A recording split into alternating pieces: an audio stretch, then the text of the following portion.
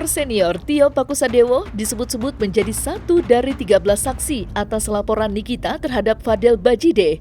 Kabar tersebut dikonfirmasi Humas Polres Metro Jakarta Selatan, Nurma.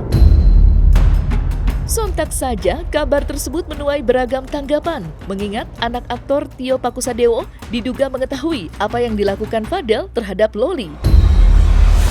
Tak lama setelah kabar anak artis menjadi saksi atas laporan yang dibuat Nikita, kuasa hukum Nikita, Fahmi Bahmid, membantah adanya anak aktor yang menjadi saksi atas laporan yang dibuat Nikita. Menurutnya, kabar tersebut misinformasi. Meski begitu, Fahmi enggan memperdebatkan anak artis yang dikabarkan menjadi saksi. Menurutnya, penambahan saksi baru terlepas dari latar belakangnya akan memperkuat laporan Nikita. Seperti diketahui, 13 saksi dihadirkan untuk memberikan keterangan atas laporan yang dibuat Nikita. Fadel Bajide yang dilaporkan dengan pasal berlapis kini terancam hukuman 15 tahun penjara. Fadel akan diperiksa dalam waktu dekat ini usai pemeriksaan pertamanya batal digelar dengan alasan sakit. Dan kini publik menunggu hasil pemeriksaan Fadel dengan banyaknya saksi yang memberikan kesaksiannya untuk memperkuat laporan yang dibuat Nikita yang kelewat geram dan tak sabar melihat Fadel mendekam dalam tahanan.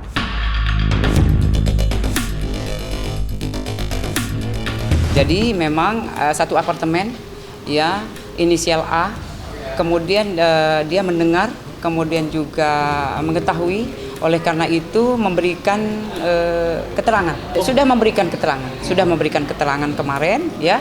Keterangannya sudah dijadikan satu di penyidik. Jadi suka curhat, ya. LM-nya juga kebetulan temennya di apartemen.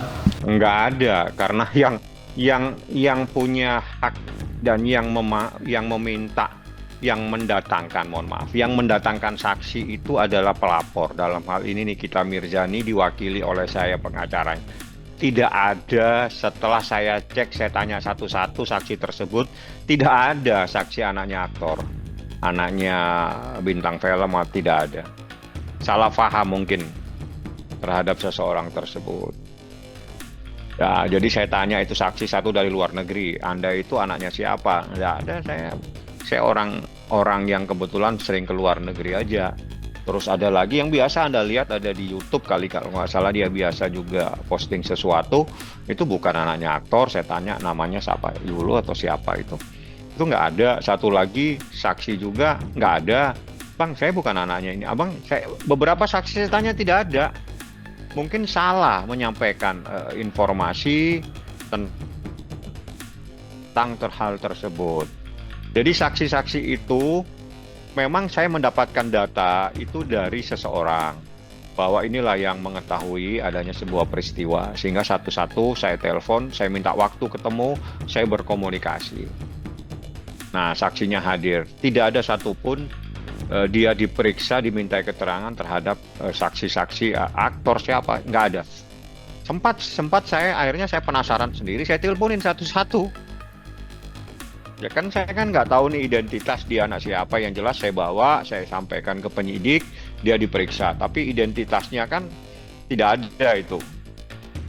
Anak siapa? Akhirnya saya penasaran, satu-satu saya telepon, saya tanyakan, emang Anda anaknya siapa? Kok ini jadi rame di berita seakan-akan ada anaknya aktor yang dimintai keterangan. Nggak ada Bang, saya bukan anaknya ini, saya anaknya ini, anak ini, nggak ada kaitannya semua. Jadi itu mungkin kesalahpahaman, mungkin dalam perkara lain kali. Mungkin ada info yang mungkin salah atau mungkin tidak tepat. Kalau itu saya belum mendapatkan informasi, nanti pasti akan menjadi kewajiban saya untuk selalu membackup, dalam artian juga mendampingi semua saksi supaya saksi-saksi itu dalam keadaan tenang, dalam keadaan santai, memberikan keterangan yang sebenar-benarnya. Ada 11 orang yang sudah diperiksa, kemudian kemarin juga dari kuasa hukum NM sudah mengajukan 2 orang lagi untuk diperiksa atau memberikan keterangan. Ya, yang tahu penyidik, ya. Nanti yang tahu. Nanti kita kembali cek, ya.